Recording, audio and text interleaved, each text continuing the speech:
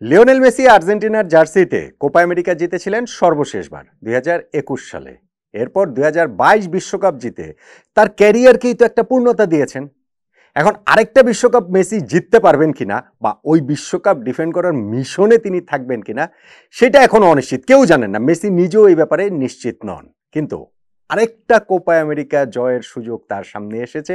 এই ডিফেন্ড করার যে মিশন সেইখানে তিনি থাকছেন, আর্জেন্টিনার প্রাণ ভ্রমরা হয়েই তিনি থাকছেন। আর্জেন্টিনার কোচ লিওনেল স্ক্যালোনি এই কোপা আমেরিকার যে স্কোয়াডটা তৈরি করেছেন সেই স্কোয়াডটা আসলে কেমন হলো, কি বার্তা সেই স্কোয়াডটা দিচ্ছে, চলুন সেটা নিয়ে একটু আলোচনা করি। এখন আপনি বলতে পারেন যে না, স্ক্যালোনি তো কোপা আমেরিকার স্কোয়াড দেননি। হ্যাঁ, অফিসিয়ালি দেননি, কারণ যে স্কোয়াডটা ঘোষণা করা হয়েছে ২৯ সদস্যের, সেটা কোপা আমেরিকার আগে আর্জেন্টিনা যে দুটো প্র্যাকটিস ম্যাচ খেলবে না, ৯ জুন ইকুয়েডরের বিপক্ষে এবং ১৪ই জুন গুয়াতেমালার বিপক্ষে, এই দুটো ম্যাচের জন্য ২৯ সদস্যের স্কোয়াড ঘোষণা করা হয়েছে।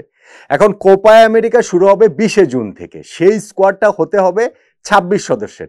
এই ২৯ সদস্য থেকেই তো ২৬ সদস্য হবেন, এবং দুটো ম্যাচই যে ওয়েট করতে পারবেন স্ক্যালোনি তা নয়। বড় জোর প্রথম ম্যাচটা ইকুয়েডরের বিপক্ষে, সেই ম্যাচটা দেখেই তার এই ফাইনাল ২৬ সদস্যের স্কোয়াডটা দিতে হবে। এই ২৯ থেকে ২৬ হওয়াতে বিশাল কোনো চমকের জায়গা আসলে আর নেই। সো আর্জেন্টিনার কোপা আমেরিকা স্কোয়াডটা কেমন হলো সেটা আসলে দেখে নেওয়া যেতেই পারে। ব্রাজিলের ক্ষেত্রে যেটা হয়েছে, ব্রাজিলের কোচ ডোরিভাল জুনিয়র তিনি কোপা আমেরিকার জন্যই স্কোয়াড দিয়ে দিয়েছেন। ইনফ্যাক্ট ২৩ সদস্যের স্কোয়াড তিনি দিয়েছিলেন। তারপরে তো কনমেবল সিদ্ধান্ত নিল যে এবার কোপার স্কোয়াডটা ২৬ সদস্যের হতে পারে। তখন গিয়ে ব্রাজিল আরও ৩ জন এক্সট্রা প্লেয়ার এরই মধ্যে তারা অ্যাড করে ফেলেছেন। জুভেন্টাসের ডিফেন্ডার ব্রেমের, আর আটলান্টার মিডফিল্ডার এডারসন, সঙ্গে হচ্ছে গিয়ে পোর্টোর ফরওয়ার্ড পেপে, সঙ্গে আবার তাদের যে গোলকিপার ম্যানচেস্টার সিটি এডারসন, তিনি আবার ইনজুরির কারণে ছিটকে গেছেন। ওই জায়গায় রাফায়েল সাও পাওলোতে খেলা, সেই গোলকিপারকে অ্যাড করেছেন। সো ব্রাজিলেরটা একেবারে কংক্রিট, আর্জেন্টিনারটা তা নয়, কিন্তু সেখান থেকে আসলে খুব বেশি দূরে নেই। তাদের স্কোয়াড, কোপা আমেরিকার স্কোয়াড নিয়েই আরামসে আসলে এই আলোচনাটা করাই যেতে পারে। ব্রাজিলের ওই স্কোয়াডটাতে কিন্তু চমক ছিল, বেশ চমক ছিল। ধরেন ইনজুরির কারণে নেইমার নেই, বা বড় বড় কিছু নাম কোচ ডোরিভাল জুনিয়র বাদ দিয়েছেন, সেটা ক্যাসামিরো বলেন, রিচার্লিসন বলেন, গ্যাব্রিয়েল জেসুস বলেন। আর্জেন্টিনার এই স্কোয়াডে চমক বলতে একটাই, পাওলো দিবালার না থাকা। ২৯ সদস্যের এই স্কোয়াডের মধ্যেও রোমাতে খেলায় এই ফরওয়ার্ডকে ইনক্লুড করা হয়নি, যিনি এই সিজন রোমাতে ভালোই খেলেছেন। মানে পুরো সিজনে ১৬টা গোল দিয়েছেন, 10টা অ্যাসিস্ট করেছেন। স্কোয়াডে তিনি থাকতেই পারতেন, কিন্তু আর্জেন্টিনার জার্সি গায়ে তিনি আসলে আবার এত অধারাবাহিক এবং বিভিন্ন সময় তিনি এসেছেন, বের হয়েছেন। সো স্ক্যালোনির দলে শেষ পর্যন্ত দিবালা না থাকাটা যে একটা বিরাট বড় চমক, তাও হয়তোবা না। সো পুরো স্কোয়াডটাতে যদি আপনি ২০২২ ওয়ার্ল্ড কাপের সঙ্গে তুলনা করেন, লাস্ট বড় টুর্নামেন্ট, সেইটার সঙ্গে তুলনা করলে স্কোয়াড না শুধুমাত্র, আপনি যদি এখানে 11-এর আলোচনা করেন তাহলেই বা কতটা পরিবর্তন দেখা যাচ্ছে। ধরেন গোলকিপিং পজিশন, এইখানে এমিলিয়ানো মার্টিনেজ আছেন, তিনি ফার্স্ট চয়েস কিপার হিসেবেই থাকবেন। ওয়ার্ল্ড কাপের গোল্ডেন গ্লাভস তিনি জিতেছেন, সেই ওয়ার্ল্ড কাপ জয়ে খুব গুরুত্বপূর্ণ রোল তিনি প্লে করেছেন। প্রবাবলি মেসির পর সবচেয়ে গুরুত্বপূর্ণ রোলটাই তিনি প্লে করেছেন। এই সিজনটা তার হয়তো ক্লাব সিজনটা অত ভালো যায়নি, কিছুদিন আগে একটা ওন গোল নিয়ে, মানে অত ভালো যায়নি বলতে হচ্ছে ক্লাব তো খুব ভালো করেছেন, তার ওই কিছুদিন আগের একটা ওন গোল নিয়ে হচ্ছে সোশ্যাল মিডিয়ায় ব্যাপক শোরগোল, ব্যাপক ট্রোল হয়েছে। কিন্তু আর্জেন্টিনার জার্সি গায়ে এমি মার্টিনেজ ভাই সবসময় অন্য জিনিস। সো তিনি ফার্স্ট 11-এ নিশ্চিতভাবেই থাকছেন। আর ব্যাকআপ কিপার হিসেবে এখানে ফ্রাঙ্কো আরমানে ও রুলিকে রাখা হয়েছে। সেন্ট্রাল ডিফেন্সে এখানে পেয়ারটা ক্রিশ্চিয়ান রোমেরো, সেই সঙ্গে হচ্ছে গিয়ে নিকোলাস ওতামেন্ডি, এই দুজনের উপরেই নিশ্চিতভাবে আমি ফার্স্ট 11-এর কথা বলছি। কোচ স্ক্যালোনি ভরসা করবেন। হ্যাঁ, ওতামেন্ডি বয়স ৩৬ হয়ে গিয়েছে, কিন্তু তারপরও ওই মানে ডিফেন্সের লিডারশিপটা কিন্তু সেই ওতামেন্ডির কাছেই থাকবেন। এইখানে তাদেরকে হয়তো বা পুশ করবেন লিসান্দ্রো মার্টিনেজ। ম্যানচেস্টার ইউনাইটেডে খেলা যে সেন্ট্রাল ডিফেন্ডার, তার অবশ্যই এই সিজনটা ক্লাব সিজনে ইঞ্জুরির কারণে খুব একটা ভালো যায়নি, খেলতেই তো আসলে সেরকমভাবে পারেননি। আর এইখানটাতে চমক হিসাবে ফাইনাল স্কোয়াডে পর্যন্ত সেন্ট্রাল ডিফেন্ডার, ফোর্থ সেন্ট্রাল ডিফেন্ডারটা আসলে লিওনার্দো বালের্দি, যিনি হচ্ছে গিয়ে মার্সেইতে খেলেন, ২৫ বছর বয়সী সেন্টার ব্যাক, তিনি ঢুকে যেতে পারেন বলে আমার কাছে মনে হয়। কিন্তু ফার্স্ট 11-এর ওইখানে হচ্ছে গিয়ে ওতামেন্ডি রোমেরোই থাকবেন।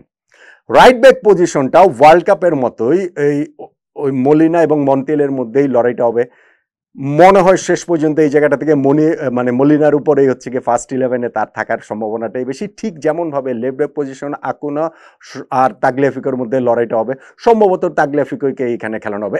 এখন দেখুন, এই লেফট ব্যাক রাইট ব্যাকের যে 4 জনের কথা বললাম, দুজনের লড়াই, এবং লড়াইটা 19-20, এক্স্যাক্টলি এই সিচুয়েশনটা কিন্তু 2022 ওয়ার্ল্ড কাপের সময় হচ্ছিল। আচ্ছা, এবার যদি আপনি মিডফিল্ডে আসেন, মিডফিল্ডে আর্জেন্টিনার ফার্স্ট চয়েস মিডফিল্ডার ওয়ার্ল্ড কাপে যেই ট্রায়ো ছিলেন, সেই এনজো ফার্নান্দেস, অ্যালেক্সিস ম্যাকলিস্টার ও রদ্রিগো দি পল, এই তিনজনই এইবারও ফার্স্ট 11 থাকার কথা। তার মধ্যে এনজো ফার্নান্দেসের আসলে ইনক্লুশনটা আলাদা উল্লেখের দাবি রাখে, কেননা তো মাসেই তার হচ্ছে গিয়ে একটা অপারেশন, একটা সার্জারি হয়েছে গ্রোইন ইঞ্জুরির কারণে, এবং সেই কারণে হচ্ছে গিয়ে চেলসির হয়ে সিজনের শেষটা কিন্তু তিনি আর খেলতে পারেনি, রুলড আউট হয়ে গিয়েছেন। ফলে তার উপরে কোচ স্ক্যালোনি ভরসা রেখেছেন যে কোপা আমেরিকার আগেই সুস্থ হয়ে উঠতে পারবেন। সেইটা আর্জেন্টিনার জন্য ইনফ্যাক্ট খুব গুরুত্বপূর্ণ।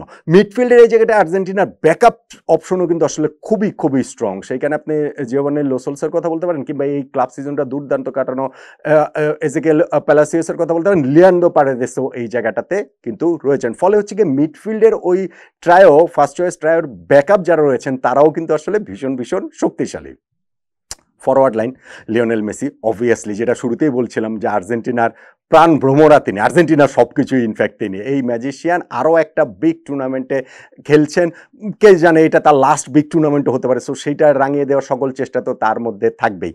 নাম্বার 9 পজিশনটাতে এইখানটাতে লড়াই হবে লাউতারো মার্টিনেজ এবং হুলিয়ান আলভারেজের মধ্যে, এবং এই জায়গাটাতে প্রবাবলি গিয়ে শেষ পর্যন্ত ওই লাউতারোকে টপকে হুলিয়ান আলভারেজের উপরেই কোচ স্ক্যালোনি ভরসা রাখতে পারেন। আর সঙ্গে থার্ড ফরওয়ার্ডের ওই জায়গাটা হচ্ছে গিয়ে লেফট সাইডের ওই জায়গাটা থেকে আনহেল দি মারিয়া, বয়স হয়ে গেছে, অনেক বয়স হয়ে গিয়েছে, কিন্তু এখনও ক্লাব পর্যায়েও কিন্তু পর্তুগালেও তিনি এই সিজনেও মানে বেশ ভালো খেলেছেন। তাকে ফার্স্ট 11-এ হয়তো বা স্ক্যালোনি এবং তার যে ভাই সেই পুরনো শিষ্য, ওই গত কোপা আমেরিকা জয়ের কথা বলছিলাম, সেই ফাইনালের গোলটাও হচ্ছে গিয়ে তারই করা। সো এখানটাতে হয়তো বা আনহেল ডি মারিয়ার উপরেই ভরসাটা রাখা হবে ফার্স্ট 11-এর ক্ষেত্রে আমি বলছি। আর এখানে ব্যাকআপ অপশনও কিন্তু আর্জেন্টিনার মানে খুবই স্ট্রং। এখানে নিকো গনজালেস বলেন, কিংবা ক্লাব সিজনে ম্যানচেস্টার ইউনাইটেডের দুর্দান্ত খেলা আলেহান্দ্রো গার্নাচোও কিন্তু এই জায়গাটাতে থাকবেন। ফার্স্ট 11-এর ওই জায়গাটার জন্য কিন্তু তিনিও পুশ করতে থাকবেন। এইখানটাতে আমার কাছে মনে হয় যে একটা চমকের কথা বলতে পারেন, 19 বছর বয়সে এবার ইতালিয়ান লিগে মনজাতে খেলেছেন যিনি, সেই ভ্যালেন্টিন কার্বনি, তাকে হচ্ছে গিয়ে এই 29 সদস্যের স্কোয়াডটাতে রাখা হয়েছে। ফাইনাল স্কোয়াডটাতে কি তিনি আসলে থাকবেন কিনা সেইটা একটা প্রশ্নের বিষয়। যদি তিনি থাকেন তাহলে আমার কাছে মনে হয় যে এইটা হতে পারে কোপা আমেরিকার এই দলটাতে আর্জেন্টিনার সবচেয়ে বড় চমক। সো মোরলেস এইটা হচ্ছে গিয়ে আর্জেন্টিনার টিম। আপনি যদি হচ্ছে গিয়ে সেই 26 সদস্যের যে স্কোয়াডটা দেখেন, সেই মানে 29 থেকে যেটা 26-এ নামবে, কিংবা তারপরে যেটা ফার্স্ট 11-ও যেটা হবে, সেইটার সঙ্গে 2022 ওয়ার্ল্ড কাপ জয়ী টিমটার খুব একটা পার্থক্য কিন্তু আপনি আসলে দেখতে পাবেন না।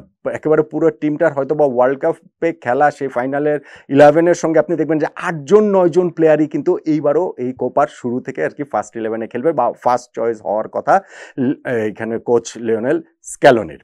এখন কোপাতে এই মানে যেই টিমটা নিয়ে আর্জেন্টিনা যাচ্ছে, গত 2-3টা সিজন যে তাদের একটা স্বপ্নের মতো কাটছে, তাতে যে স্কোয়াডটা ঘোষণা ফাইনালে যেয়ে করা হবে, মানে 29 থেকে তো 26 করা হবে, সেইটা আমার কাছে মনে হয় যে 20 জুন থেকে যে কোপা আমেরিকা শুরু হবে, সেইখানটাতে ভাই যেই বার্তাটা দিচ্ছে যে শিরোপাটা আর্জেন্টিনা ছাড়ার জন্য স্কোয়াড কোনো টিমই করে না, বিগ টিম করে না, কিন্তু হচ্ছে গিয়ে তাদের সেই 2022-এর কোর টিম, ওয়ার্ল্ড কাপের কোর টিমটাই যেহেতু এই জায়গাটাতে রয়েছে, ওয়ার্ল্ড কাপের মানে ওই কোর টিমটার কারণেই আমি বলবো যে টুর্নামেন্ট শুরু হওয়ার আগে প্রি টুর্নামেন্ট ফেভারিটের তকমাটা আর্জেন্টিনাকে দিয়ে দেওয়াই যায়। গত দুইটা মানে এই 2021 কোপা আমেরিকা থেকে, তারপর ফিনালিসিমো, ফিনালিসিমোতে আগেই ফিনালিসিমো, কোপা, ওয়ার্ল্ড কাপে তারা যেভাবে শিরোপা জিতেছে, তাতে আর্জেন্টিনার এই কোপা আমেরিকার স্কোয়াডটা 2024 সালের শিরোপা জয়ের জন্য অন্যতম ফেভারিট। প্রবাবলি না, শিওরলি সবচেয়ে বেশি ফেভারিট নয় কি? আপনিও কি এর সঙ্গে একমত হবেন না?